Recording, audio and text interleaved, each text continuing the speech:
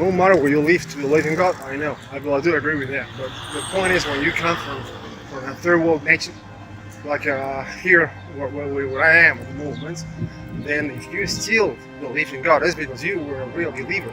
That's the truth. You are not.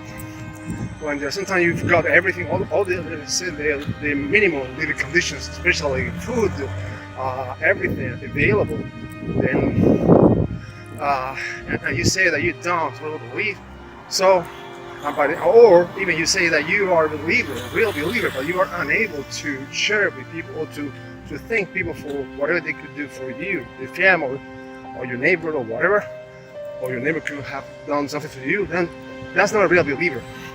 And in the Caribbean, it's right the opposite.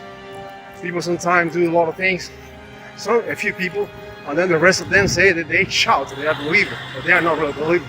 They are just following a really ancient trend or fashion about saying that, but their actions reveal what they really are in nature. That's the truth. That is my belief. That's what I have seen in all my 53 years old. So all these 53 years observing people since my childhood until present time, believer and even not believer.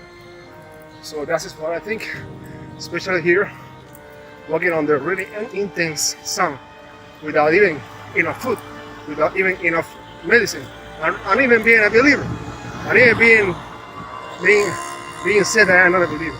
Come on, if you were living where I live, where my brother live, they would be a really believer. So then you think for everything, especially when you get to a better world, where people usually complain without realizing that they have got enough to live and to believe.